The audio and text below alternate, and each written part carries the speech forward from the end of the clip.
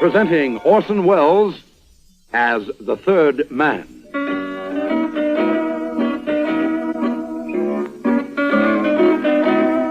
The Lives of Harry Lime. The fabulous stories of the immortal character, originally created in the motion picture The Third Man, with zither music by Anton Karas. Hello. This is your old friend, Harry Lime. I've got a story for you. It all happened on a train going through the Balkans, from Istanbul to Belgrade. Oh, there's a mysterious veiled woman in it, naturally. And the whole thing ends up with me losing a suitcase full of money and getting a medal for doing it.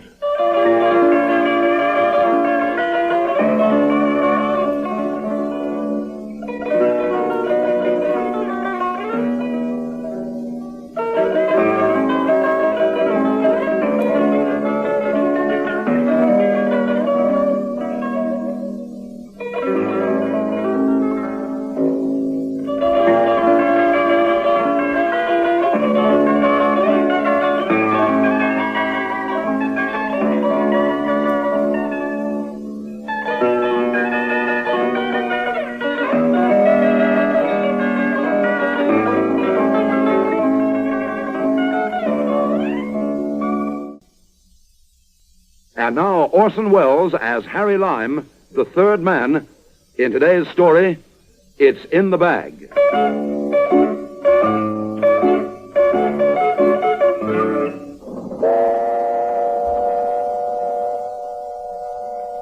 The Orient Express, the Central Line, that is, runs between Istanbul and Paris.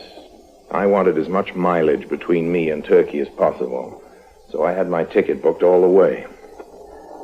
Orient Express was one of those famous trains like the Scottish Flyer, the Chief, the 20th Century, the Blue Train, the Trans-Siberian. In the bad old days before the war, the Orient Express, particularly as far as Athens, could be relied on to provide a better cross-section of weird animals than a traveling circus. It was the kind of arena where you found bearskin hats and velvet collars, beards like cowcatchers, and mustachios as big as ox horns, and, of course, always the mysterious veiled ladies that turned the Balkan evenings into Arabian Nights. Now, in the bad new days, the traveling companions you're likely to find yourself with are rarely more than faces to break the monotony of the landscape. Take my own neighbor, a little Greek in a suit that looked as if it had been clipped out of a comic strip. His face, if you could call it a face, was just something that grew a few inches north of his neck.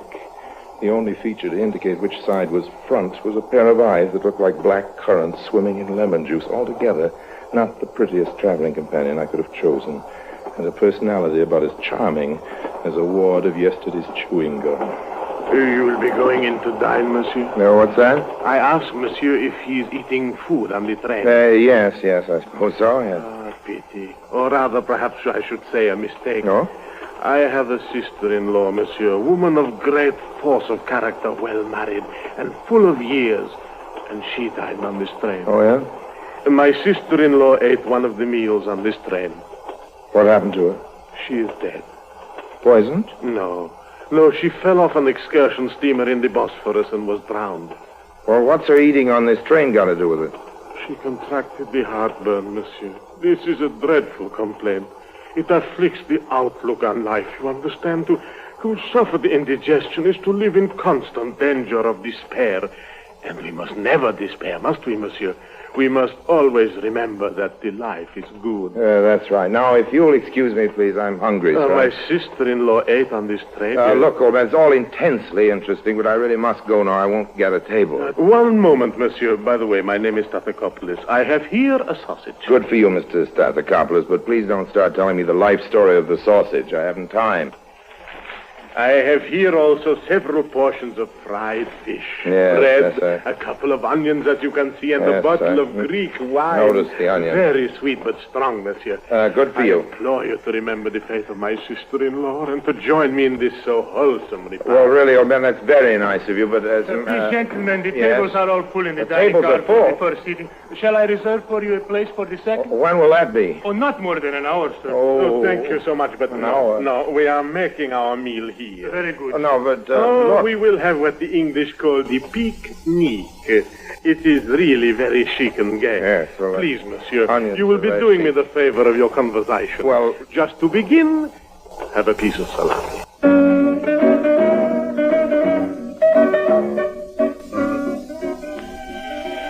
Luckily, as Mr. Stathopoulos had promised, the wine of his country, although tasting a little like concentrated extract of candy store with a bit of cough medicine thrown in, had the kick of the proverbial army mule. I took very little, and he took quite a lot, and pretty soon, Greece's most relentless conversationalist was beginning to slow up. Oh, you're a wonderful fellow, Mr. Lime. That's what you said your name is. Call me Harry, and if you feel like it, old man, we'll turn out the light now and you can go to sleep. Want to try and get some sleep? No. Oh, no. I do not care to sleep. No, thank you, Mr. Lime. Oh, that's all right. No, indeed. I do not think I do not trust you, but all the same, I will not sleep. Oh, what's trusting me got to do with it? But I do trust you, Harry. I trust you implicitly. I beg your pardon. Salami. That's quite all right. Yes. You're very kind, Harry. I like you, but I have the... Take some more wine. That'll cure you. An excellent idea. Finish it up, old man. It's yours. Oh, well, if you insist, just this tiny drop. Well, chin. Oh, chin. Excuse it, please. Now the wine is finished. We'll talk. Well, if you don't mind, old man, I think I'll just turn off the light and try to catch up with a little shut-eye. Oh, the light? No. You must not do that. No, the light must remain on. Oh, but why? If you turn off the light, it is dark. And you're scared of the dark? The dark? No. But when it is dark, the caps of my eyes close, and who knows, with the caps shut, I might go to sleep. Do you a world of good, old man. Tell me the truth, Harry. If you have $10,000 in your pocket, will you go to sleep? I've got more than that. More? More than $10,000? A whole lot more. Doesn't keep me from sleeping. How much more? $100,000. $100,000? That's right. Well, thanks for the picnic, old man, and be sure to wake me up when we get to Belgrade. Good night.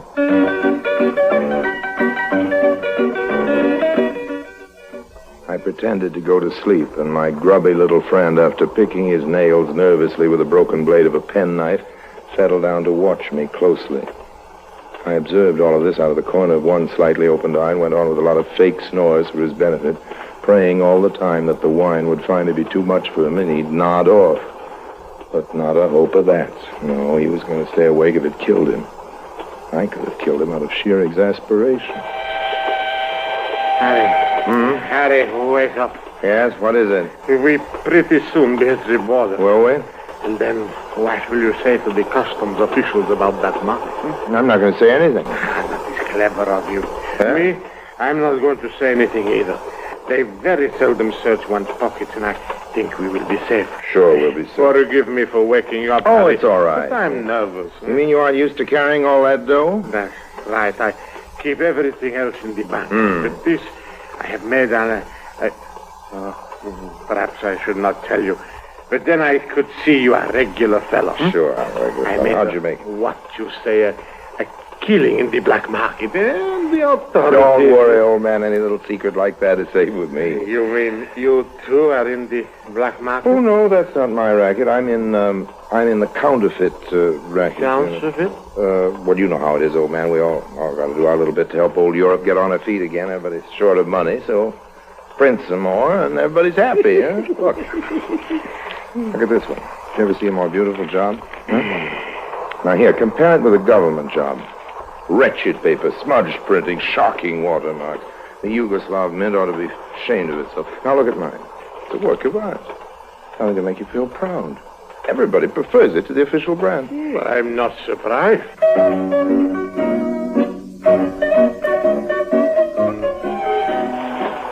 So, with some underground assistance from another bottle of the local hooch, I allowed myself to be drawn into a business deal, $50,000 worth of nice, crisp Yugoslav banknotes to be sold to Mr. Stathopoulos at 25% of face value if, and that's a mighty big if my partner in Belgrade would agree to it. But, Harry, why should he not? Because he's got his own clients, old man, waiting for the whole thing, don't you see? Harry. I'll tell you what I'm going to do. At the next stop, I'll get out and phone Belgrade. If my partner says okay, it's a deal.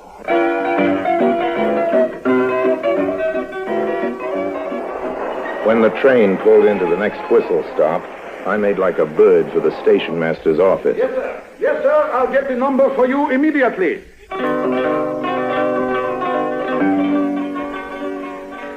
From where I sat by the window, I could see my little Greek watching me from the train compartment. I gave him the old OK sign, and he produced a grin that looked as if his teeth hurt him. Oh, here is your call, sir. Thanks. Hello, Border Police? The police? This is a tip, and don't ask me who I am. There's a counterfeiter in the compartment 25 of the Orient Express. I can't tell you his name. I'll just give you the compartment. Number 25. He's carrying $100,000 worth of forged banknotes.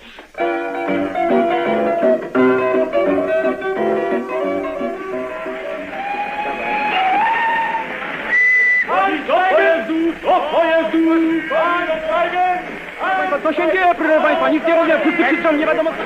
Il treno parte giù, andiamo presto, altrimenti lo perdiamo. Andiamo subito.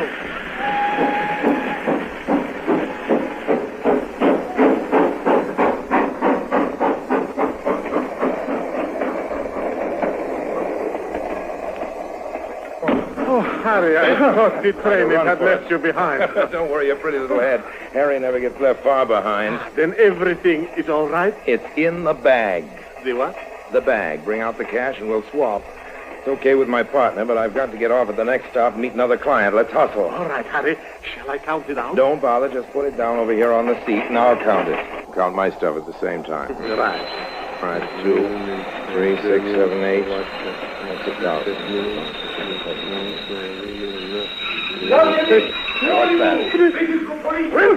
Police, all my money. What's that cop saying? He's saying hands up and do not touch that counterfeit money. It's not mine, I tell you. It is not You mine. don't have to shout at me. I'm not touching it anyway. It is, I tell you. It's all his. Is that true? Well, a man in a raincoat and a black hat gave it to me at the So last stop. the money does not belong to this gentleman. That's right. It's not mine. I am an honest businessman. Now, wait a minute. I don't deal in false currency. I'm a Greek subject. I insist on my constitutional right. You won't be troubled, Yes, sir. We will pick up all this money and have it investigated. And if the American gentleman will come with us quietly, we will not have to hold up the train any longer. That's right. Arrest him, the gangster, the racketeer, the counterfeiter. Shut up! Yes, sir. No need for the handcuffs, officer. I'm coming quietly.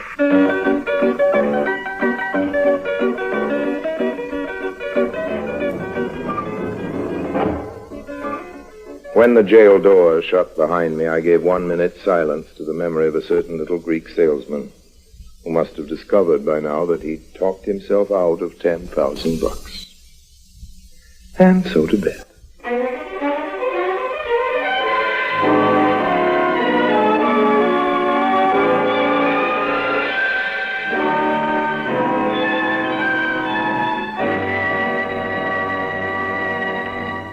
Orson Welles returns in just a moment as the third man.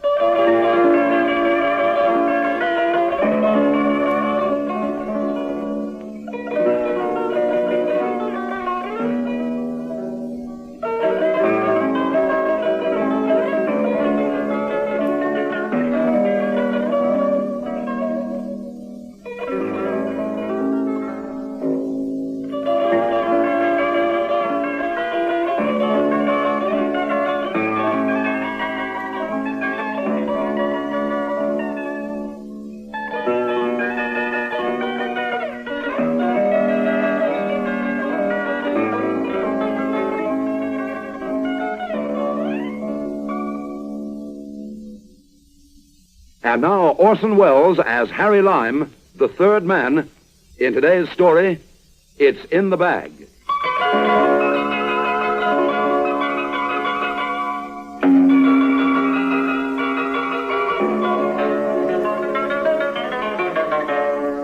Came the dawn, came also the sweet scent of cabbage soup and black bread. My dear Mr. Lime, 1,000 pardons. Good morning. Good morning. As Chief of Police, I regret so deeply the deplorable mistake of our silly border Oh, guard. don't worry, old man. The regrets are all mine. Ah, you joke. How nice. The Americans, always the well-known sense of humor. Yes, The money, for a too. gag, yes. There was no doubt of what you call it, a practicing joke, no? No. No? No. Most naturally, Belgrade immediately informed us that your banknotes were, of course, of perfect order. Of course, yes. How those silly train guards could ever have mistaken them for counterfeit is beyond me. Me too. I offer you on behalf of People's Democracy of Yugoslavia my apology. Oh, don't worry so much, old man. Everything's in clover. Let's just get away from the cabbage soup and have ourselves a spot of real dinner, shall we? Ah, you are a man of spirit, Mr. Lime. Follow me.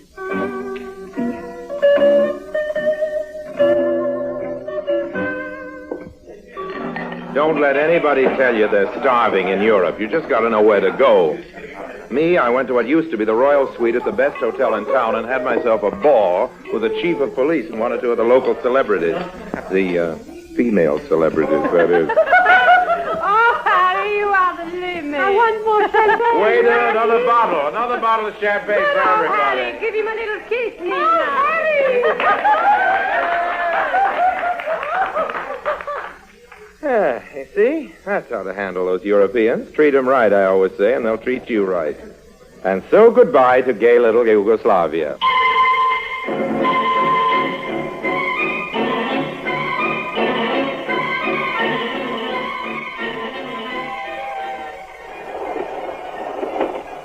So, here we are again, back on the Orient Express with Mr. Stathopoulos' $10,000 to finance the trip. What's more, in place of Mr. Stathopoulos' family reminiscences and fried fish, we are now sharing a compartment with a fine-looking chick, pickled in bandit by Piguet and stacked like a proud frigate. She's the classic lady of mystery. She's even wearing a veil, but not so much of it that you can't appreciate what lies behind. I am just figuring a way to get through the camouflage when she gets the first word in ahead of me. Monsieur? Yes, madame? I wonder if you could perhaps have the goodness to help me down with the bag. Oh, it's a pleasure, madame. The big one on the rack? If you do not mind, monsieur. It is rather heavy. For a lady, nothing is too heavy. She'd been exaggerating. Her girl's world wasn't heavy at all. In fact, it hardly weighed more than my own little bag that didn't contain anything except $50,000 and a toothbrush. And don't think that I took my eyes off the little bag for one moment, even while helping my new lady friend down with her outsized bag. Harry may be gallant with the ladies, but Harry don't have much trouble keeping the hair out of his eyes. Oh, it is not silly, but I'm always so frightened of tunnels. Like a woman. Well, someone knocked off an American consul in one of these tunnels a few weeks ago. If you aren't in the diplomatic service, I don't think you have to worry about anything more serious than what pretty girls usually have to worry about. And there's always me to protect your virtue. My name's Harry Lime, by the way. Olga Ragoshin. Miss or Mrs.? Me. How nice. And you're going all the way to Belgrade? All the way and a little beyond. Now, isn't it strange how that makes the whole journey immediately worthwhile? Let's drink to a most pleasant trip. I have here a little bottle of something rather special. It was presented to me by the local chief of police. Recognition of a little job I did for him. A job? Don't worry, nothing political. Oh, I see. Keep your nose clean. That's my idea of insurance. Shall we have that little drink now? Oh, but why not?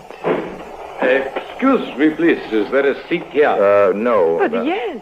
Oh, Well, once you're in, I guess you better sit down. thank you, sir. Not there. That's my bag. Oh, excuse me. Well, as long as the lady and I were alone in the compartment, I didn't mind this coy habit of the Orient Express of keeping its passengers in the dark while racing through chains of tunnels. But now that we had company, I began to feel a bit bashful about it, and with good reason. For when we got out of the tunnel, my little bag had gone. No, I didn't raise the alarm. I didn't pull the emergency cord either. Not yet, anyway. I just looked at my two fellow travelers and thought things over. What worried me was not so much who'd taken the bag, but how they'd gotten rid of it. The window was closed, the door was shut, the baggage rack was in plain sight, and neither the girl nor the man could possibly have hidden it on his person. And then what, under the seat? I dropped a coin, started looking for it. What did I find? A coin, of course. No bag. Monsieur. Oh, call me Harry, please. All right, Harry. The tunnel, it is made there rather bad, is it not? Yes. Perhaps you could open the window a bit. Perhaps. You know, these window stickers are rolled. It takes about 3 strong men and 1 derrick to raise them. Perhaps the other gentleman could help. No, No? I regret, but I am blind. Oh. Well, that seemed to rule out the man. So while I went through the motions of trying to open the window, I watched the reflection of my girlfriend in the glass. As I was saying, you've got to be patient in my line of business. Even if it makes you look like a fool spending half an hour trying to get a train window open. But in the end, I was rewarded. Yeah. It was the big bag, of course. My little bag was in the big one. Very cute. I opened the window. All I had to do now when we got out of the tunnel was to grab the big bag and get my money back. If the girl didn't carry a rod, that shouldn't be too tough. Anyway, that's what I thought. But when we did come out into daylight again, it turned out that old Harry had been outsmarted for the second time. Now the big bag had disappeared. How? I'll give you one guess. Through the window that I had so obligingly opened for Olga. So what now? Well, the old emergency cord, of course.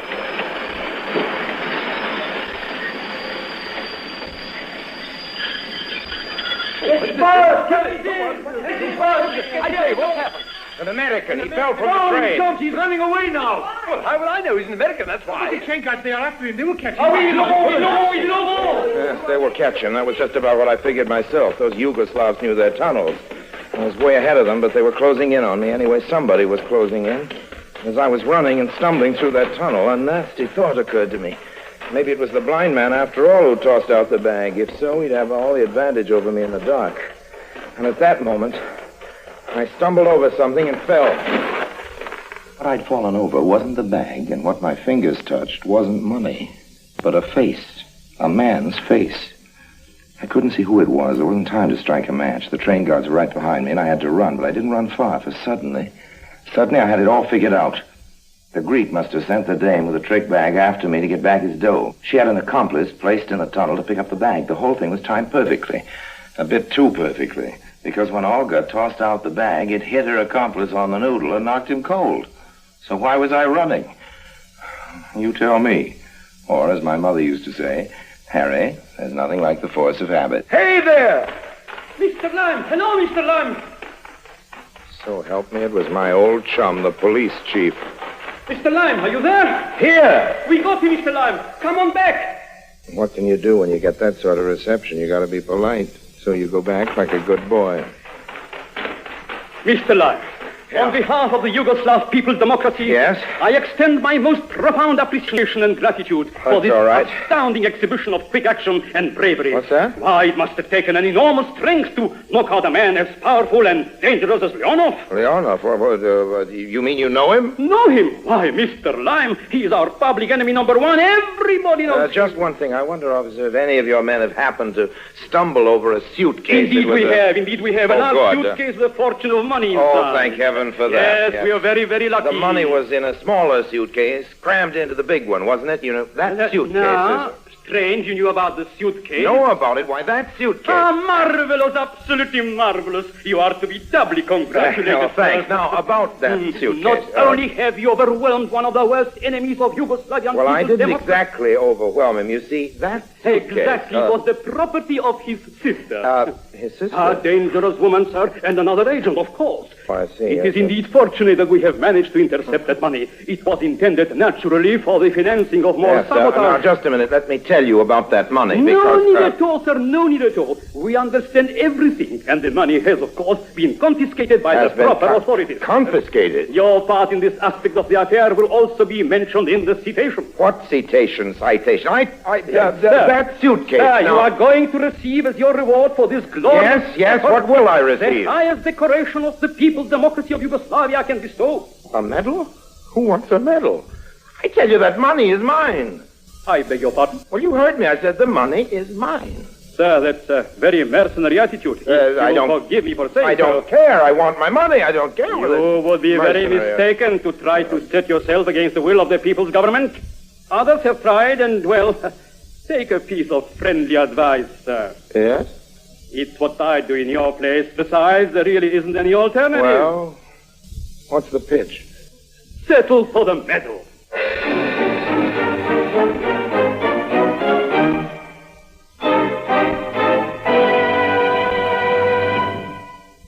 Harry Lime returns in just a moment.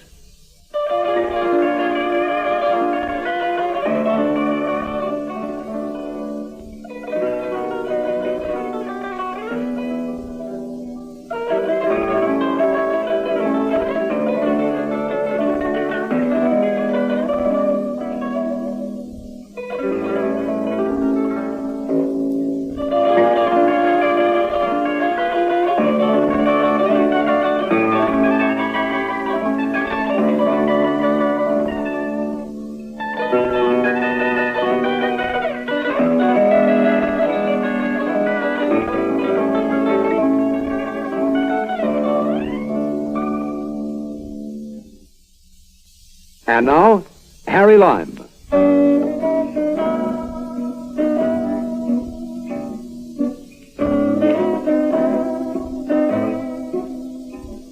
Well, kiddies, I suppose there's some sort of a moral to this little tale of mine. Don't quite know what it is. If you want a medal, you might try riding on the Orient Express. But if you want to get rich, don't speak to strange gentlemen on the train.